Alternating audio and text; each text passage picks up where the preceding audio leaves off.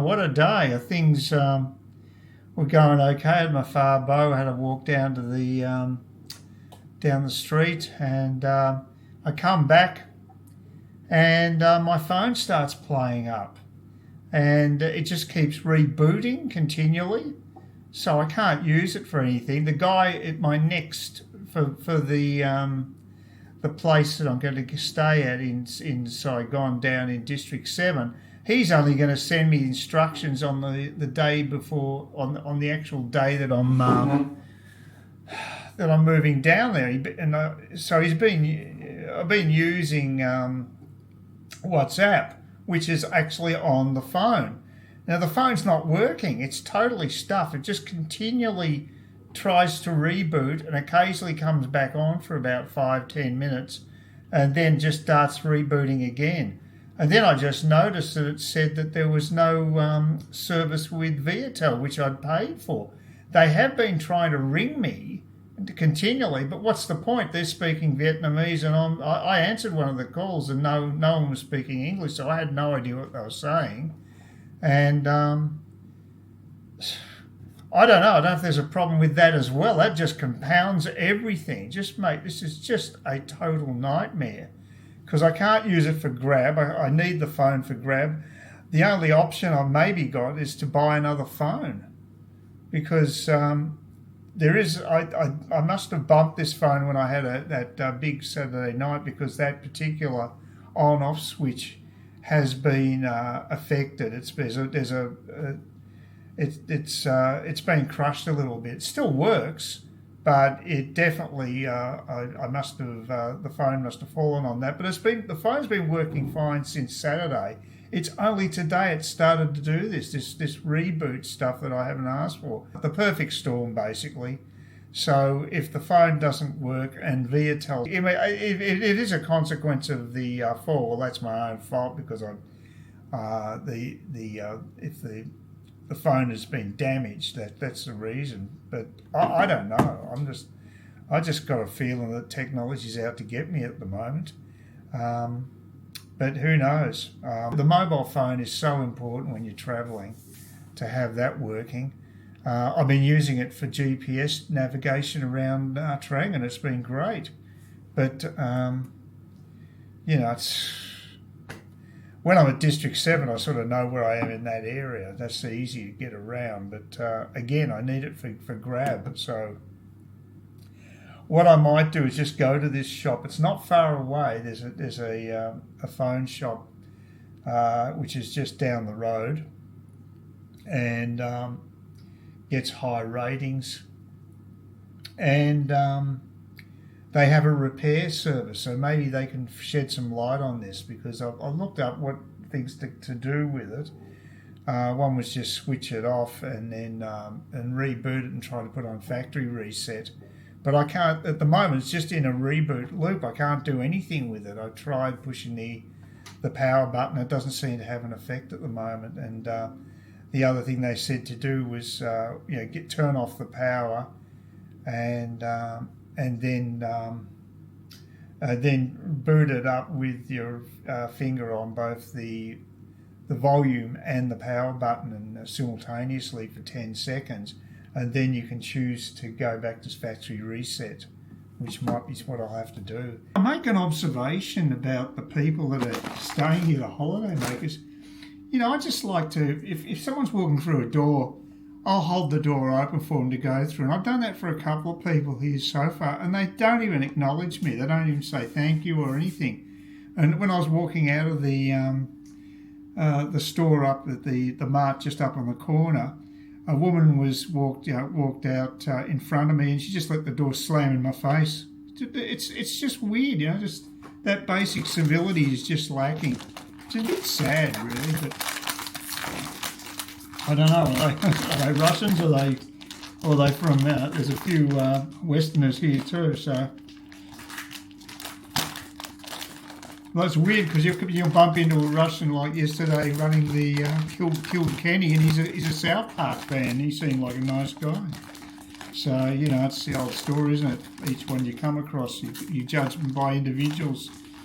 But my phone has been working for about over 20 minutes, which is a miracle.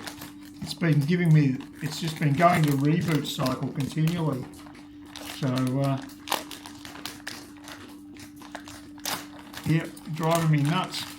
Oh, other thing that happened when I think I mentioned this earlier, it might be reiterating, but anyway.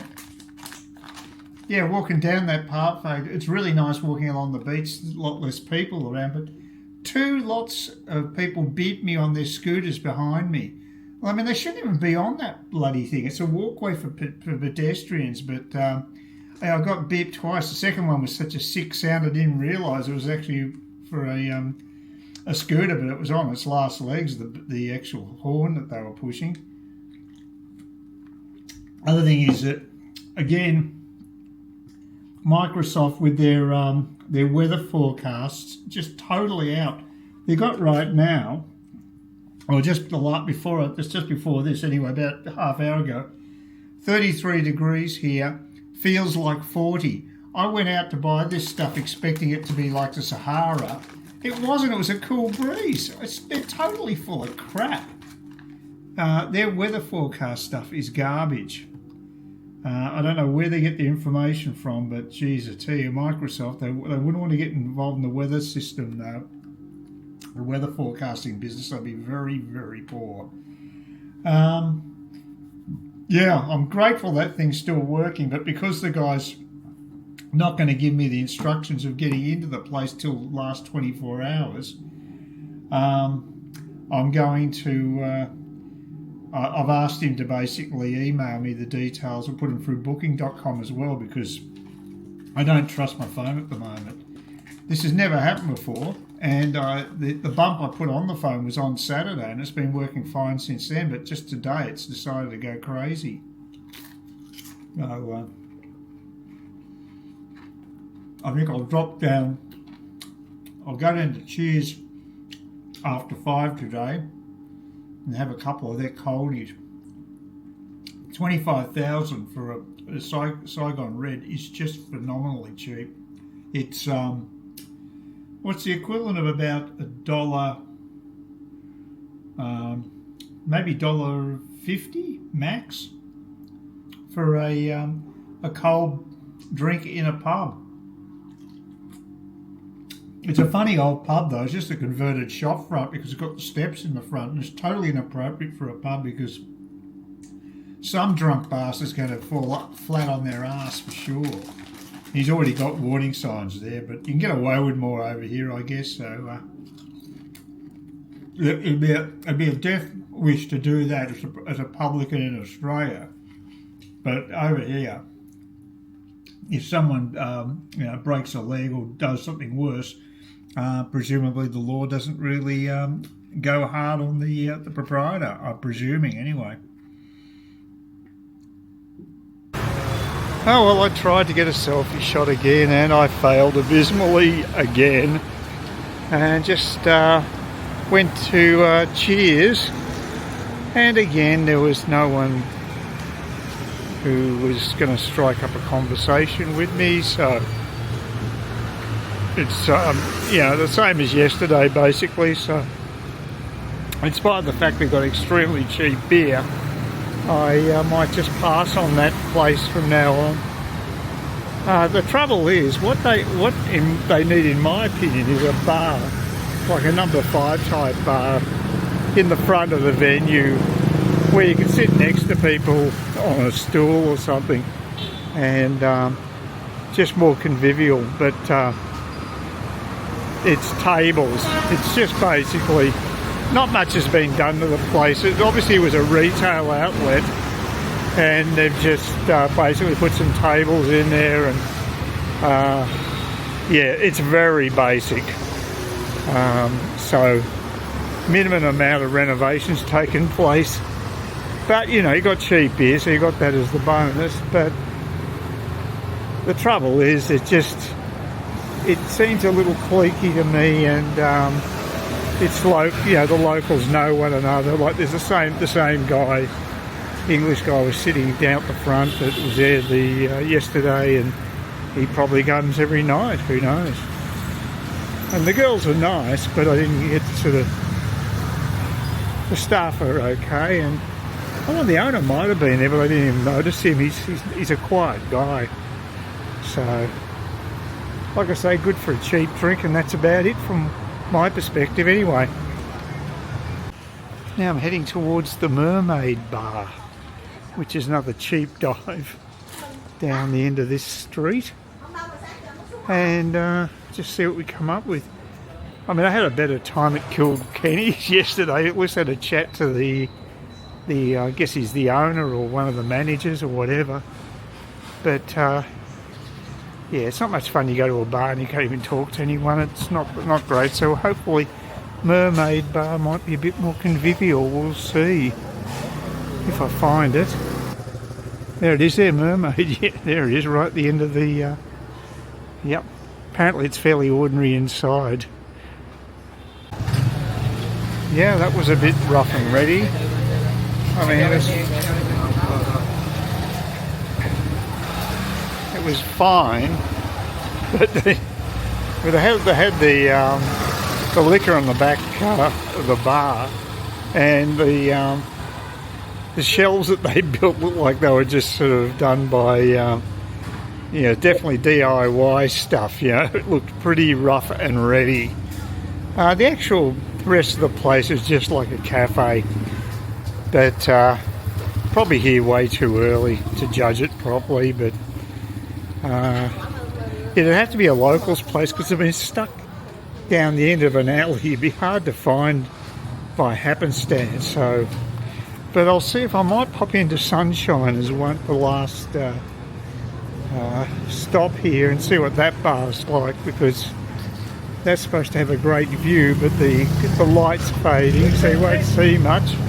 But I might have one drink there and see how we go. And apparently it's an expat's favourite haunt. And it should be on the left-hand side of the road heading towards the water.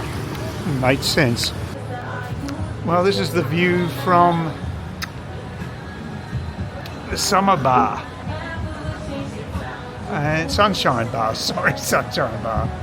And it's pretty damn good, actually. Had to buy myself a Tiger for $45, but I think that's quite reasonable compared to some of the exorbitant charges you get for being elevated elsewhere. It's not bad, and it is a beautiful view. It is amazing. I'm the only person here. I mean, I looked at this up online, and it had fairly good reviews, and it said it was mainly for expats, but they're not here tonight, or maybe they're coming later. But yeah, it's like the entrance is a hotel, which will put a few people off, I guess. But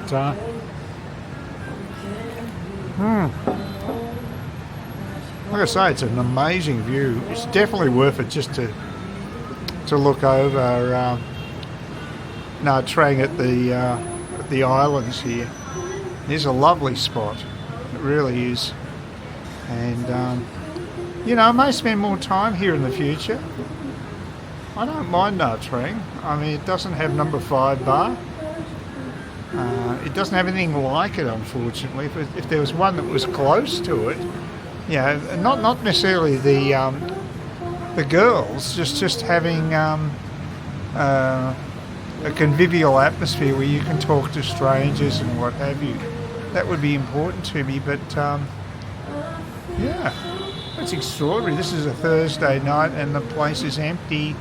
It's about 5:30. It's fairly early, but you think people would have knocked off work. But in Saigon, of course, you would have had a lot of people because they would have knocked off work. And number 5 bar, they get a lot of people that do that. But I guess Nha Trang is a tourist town. There aren't that many people who are working here. It's a lot of tourists, and most wouldn't have a clue about getting here. So my luck. It's beautiful. Still would have been nice to have some people to chat to, but it's okay. The sound of sirens in the background is looking at a beautiful environment there as the sun sets. And I got a feeling my new camera will handle this fairly well. So it's a nice view. I think that's the resort that's actually attached by cable wires. There's a cable car that goes over there. And obviously there's a Ferris wheel. And yeah. That's a nice part of the world.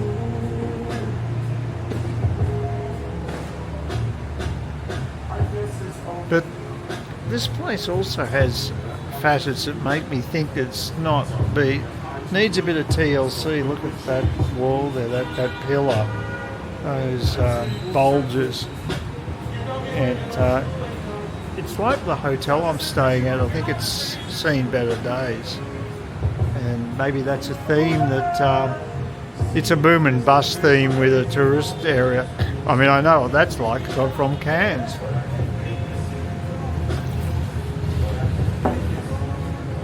We had a huge inflow of tourists in the 90s and it went bust. And people up picking up the pieces, but it's typical of where I live because you've got cyclones and you've got economic cycles, so you got the lot basically. But yeah, I really like this vista. It's beautiful. It's almost just worth coming to Nha Trang to watch this. This is lovely. And yeah, people are fairly friendly here. I think it's got more of a country town feel than Saigon. Saigon's okay, but you know, people are doing business more there than here. I think the pace of life is definitely slower here. That's quite nice. Yep, so the entrance to this place is the Rembrandt Hotel. So that's basically it. They're actually, they've got the upstairs booked for tomorrow from 7 o'clock onwards until the early hours. So there is some interest in it. But it's strange that I was the only person there, given it's such a fabulous view. But, you know, maybe it is something you need to know about, local information. Well, there might be better options too. I mean, just because I saw that on Google, but they claim that it's an expat hangout. But if so, it's strange that no one else was there. But anyway, no problem. I'm at my local restaurant, just a stone's throw, literally, from where I'm staying. And boy, the value here is fantastic. No wonder it's quite popular. They must be snaring a lot of business from the hotels here, because the Saigon was $12,500, which is actually cheaper than I can buy at the mart up the road. So there you go. And I'm getting myself some fried spring rolls, Northern style type stuff. So that's about 50. So I'm presuming it'll be a decent serve given the price of the beer. So it's very good value here, extremely good value here. Again, that's what I hate about this camera, is that the framing is always wrong. I'm talking and you've got some shot of the bloody ceiling rather than people. That's one great flaw with this Pocket 3 Osmo, in my opinion. But I'm a grumpy old prick. What do you expect from me? Well, I found the place I was looking for. It's supposed to be open 24 hours, but apparently around 8 o'clock on a Friday doesn't fit within those parameters. Oh boy, bit disappointing. Well, hi folks. It's been another pretty dud morning, I guess. The only good thing is I think I've nailed what's wrong with my mobile phone. And I think there's no doubt that my battery is basically cactus now. It's up and running again, and it's the first time I've actually been able to look at the normal screen. It's taken hours of charging to get to the point where it comes up with the normal screen, because otherwise it just tries to reboot constantly. And it just doesn't have enough power to run the unit. That's the reason. At the moment, I mean, it must have been on for at least half an hour or so. It's up to 10%, which is pathetic. It's hardly any charge at all. So I'm pretty well established that that's the issue. I'm going to have to get a replacement battery, and if you're going to need to get one done, probably is the best place to go to is someone like Vietnam, because least labour costs aren't so bad. If I had to do this, well, I'd have to do it in Australia. Obviously, the battery was past its use-by date, so it does need to be replaced. So in a way, it was a pain in the ass happening while I was on the road. But in a positive spin on it, it means that I can get it done probably at better value, because the prices of mobile phones over here is not bad, actually. So that was my other option, to buy a new mobile. But I think I might just need to get a new battery, and the whole thing should run perfectly well. I mean, I have been, because I've got the Viettel account, I've been using data every day, so there's been quite a load on the phone, and I've been using GPS all the time. So I've been hitting it pretty hard. And I guess if the battery was near its end, this has just pushed it over the edge, and now it's on life support. So I think it'd be fairly simple for these guys to replace batteries. I'm hoping that the Motorola battery, or which is made in China anyway, is fairly standard, and they're in stock, and there won't be an issue. So I'm just hoping that that's the case. And it'll be a very quick fix. I can do it while I'm there, hopefully. So that's my wish.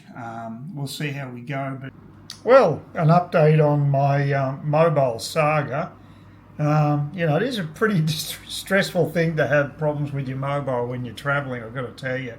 And in the past, I have considered taking a spare mobile with me, and I might do that if I want to do future travel. So I feel a bit iffy about the travel thing at the moment. I'm sort of, I'll be happy to come back home too once this trip is over, which I know sounds a bit curious, but it's quite crowded here in Nha Trang. Especially this area I'm in has got quite a high density of hotels. And you walk out the street and, it's not that dissimilar to District 1 in Saigon. There's people everywhere, and a huge number of Asian tourists here at the moment.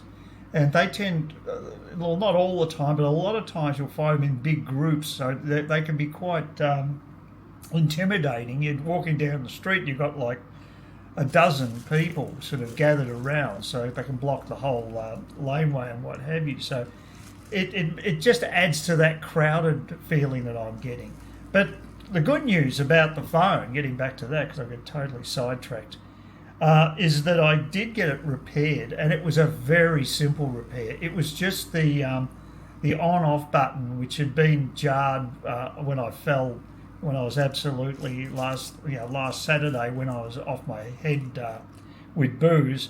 I fell over, and the phone obviously got hit just at that point. It's a little bit of a dent there, but the switch still works. But what has obviously happened is that the switch must have been jammed on, so that it just kept rebooting all the time. It didn't allow it to the phone to recharge properly and what have you. So it's in the process now of recharging. That doesn't. The repair guy said there didn't appear to be any problems with the battery. He did the job in 5-10 minutes max. It was a really quick job, and like I said, no need for a new battery, because I didn't think the battery should be dead by now, because I've been pretty light use on it lately. Also, I had a message saying no service with Viettel, which is the carrier I've signed up with. But the girls down at reception checked my messages from Viettel. They didn't see anything particularly unusual. Just said, because I've got a data plan, sometimes it comes up with that type of message. It's just, you can bounce in and out of range quite a bit. So they said there's nothing to be concerned with at all regarding that. So that was a relief. And the repair job only cost me 20,000 dong, so that's about $1.40. So you can imagine what you'd be paying in Australia, probably $50 maximum minimum, just to have someone look at the thing. So yeah, that was a good outcome, and it does appear as if the phone is now working. It's just the real explanation was that little switch was jamming. That was obviously what kept pushing it onto a reboot cycle. So yeah, I had to have that sorted. It only happened yesterday, so I've had it done today. So, yeah, it happened overnight and it drained the batteries. But that may not be such a bad thing to run them down occasionally. The recommendation is to keep your batteries down. Don't let it drop below about 30% and don't charge above 80%. I try to stick with that to prolong the life of the batteries. But this time it actually just was totally emptied. Anyway, that's a really good outcome because the mobile phone is so important, and really, in retrospect, I'm silly not having another one. And they're quite cheap over here. I might buy one in Vietnam. Maybe when I get back to Saigon and District 7, I might look around for another mobile phone just as a backup. Yeah, but the prices here seem to be very good. There seem to be some quite good models under $200, which I don't think you'd get in Australia. So that's worth checking out.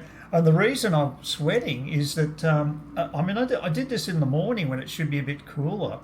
That place I think opened about 9 o'clock rather than 24 hours. But at the moment, I'm looking at the weather screen. Of course, this is the Microsoft one, so you've got to take it with a grain of salt. It says 29 degrees, and this is just before about 20 to 10 in the morning. And it says it feels like 37 degrees. So that's amazing. Again, I don't necessarily believe it because Microsoft can be pretty dodgy with their weather forecasts. But it is a bit of a heat wave, and it's supposed to go up to 33 today. So I can't take a break when it comes to avoiding the hot weather. I mean, southern Vietnam has been in a heat wave situation since I've been here. So, I'm just limiting the time I spend around midday, between say 10 and 2 to 3 o'clock. I don't go out much, and just to conserve energy and not to, it's just too hot basically. It's very uncomfortable. But look, I like Nha Trang. Maybe I'd consider staying in another part of Nha Trang, although I do like this hotel. I've got nothing against that. Mind you, the other strategy I've got is I walk down along the coastline footpath, and that's much less crowded, and that's actually quite nice. So that's the way to avoid all that foot traffic. It's over that way, so it's almost like it's just the same as Saigon, your District 1. It's that crowded, it's that congested, and it's surprising. Nha Trang is a much bigger place than I remember, especially after my first visit when it had a country town feel, but not anymore. Okay, finally at the beach. Well, towards the beach anyway, very close. Main thing is I got across that road back there without being turned into roadkill, so that's good. Actually, it wasn't too bad. I mean, bikes will go around you. You learn that pretty quickly over here, but you don't take on cars or trucks or buses. Not a smart move. But yeah, look at that. It's quite a nice day. About 30 degrees. There is a bit of a breeze, which is always nice when you're down near the sea. When I was in Da Nang last time, I had a bike, and it has similar sort of setups like this, big plazas, and lots of tiles everywhere, but not in disrepair, of course. That's the problem over here. That they'll build up these grand things, but they won't maintain them necessarily. So that's the downside. But it looks quite nice. It's beautiful out there. There's that monument's been there forever. Nothing new there. So, and that's some form of public building. I'm not sure what that is, but it's got the national flag flying from the top, so a bit of a giveaway. Interesting architecture up there in that building there. So yeah, that wasn't here when I first came to Nha Trang, that building behind that government building wasn't there. And I dare to say most of these other buildings weren't here either. It was definitely a quiet place with a beautiful beach. But it's grown up, a bit too busy for my liking at times, but it's not bad. I mean, just out here it's pretty quiet. Now I'm going towards there's another beach club place. It's pretty expensive for most things, except you can get beer for 40,000, which is okay. It's not the cheapest, but it's okay. You know, for the location they charge you for, but for the other stuff, cocktails are almost like 200. You know, so some of these are very expensive. So yeah, some of the stuff's really pricey. I don't know what he wanted. Yeah, last time I was here, some guy tried to sell me drugs on the beach, and if you're a foreigner over here, it's a really dumb thing to sort of do, to buy drugs from people, because they could be undercover cops. And if that's the case, well, you know, you're pretty well stuffed. They don't take kindly to that stuff over here, so you've got to respect the local laws and traditions, and you know, just do what I do, just get totally plastered with booze instead. I seem to get away with that, although my rib's still a bit sore and I've got a couple of bruises, and yeah. Oh, there's a staircase in there, never been there. I didn't go up there. Don't know if it'd be that great a view anyway. Looks more like Islamic type architecture to me. But yeah, it's a picture postcard day. Amazing weather. Not much of a breeze here. I'm going to go down here to get to this beach club. Got myself some sunscreen on, so I'm pretty well protected from the elements.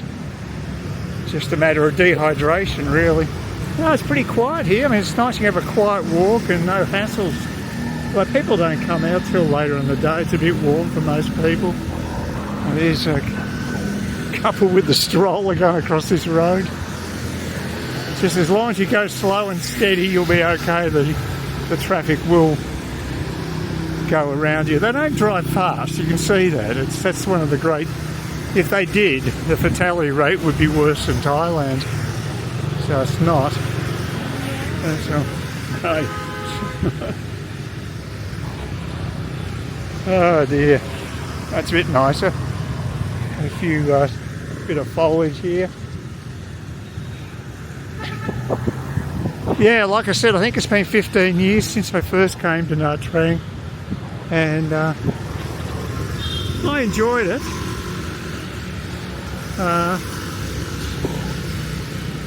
The hotel I'm in is much more luxurious than I would have stayed at. I was back in more sort of basic backpacker type accommodation back then. I still had my own room, but nothing particularly swish. It looks almost Roman, doesn't it? There's a lot of work happening here.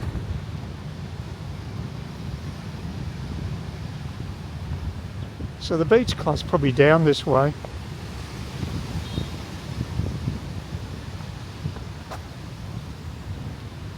Yeah, it's a little bigger than Kawara Beach, just a tad. Kawara Beach is very much a locals beach, and this is very much a big tourist beach. Yeah, I just realised my Kmart shoes I've got for wet weather basically got a hole in them already. Only lasted a few months, and then a piece dropped out, and now I can see right through. So they're on. I'll have to get replacement shoes. I'll buy them here, I guess, if I can find size number 9. That's the question. You've got to find foreigner size. That's the challenge. Oh, I'll just sit down here. Just check out the scenery. I guess they, no doubt they charge for having one of those seats with the umbrellas. Always an angle of making dough, but it goes. You can see how far Nah Trang goes. It's quite a distance. The other thing that really amazed me was that when I got off the plane, because the airport's 35 kilometres from here, I couldn't believe all the resorts we went past. It's just these gigantic gated resorts, condos or resorts. I'm not sure what they were, but I got the impression they were sort of resorts for probably primarily for foreigners. And there were dozens of them, literally dozens of these sprawling estates that we passed by. And that's all new, because when I have actually flown to Nha Trang in the past, over a decade ago. First time was by bus, the tourist bus, the north-south tourist bus. But the last time I flew, and there was just nothing there. It was just sand dunes and stuff, little clay, just hadn't been totally underdeveloped around where the airport was. Maybe the airport had just opened. Well, it probably had, because I was shocked that I was so far from Nha Trang. My understanding was that it was just down the road, and I got a taxi, and I couldn't believe what I was up for the taxi fare. Just crazy. I think I paid about several $100,000 dong, obviously. It might have been like 400 or 500 dong. Just crazy amount of money. This time I only paid 65. So that was very reasonable, very efficient too, the way they run the shuttle buses anyway. Please consider subscribing to my channel if you think there's anything there of use to you, or entertainment or whatever. And either do that or give me a thumbs up, or if you're feeling really energetic, do both. That'd be great. But please don't ignore me. That's the worst thing you can do on YouTube, is be ignored.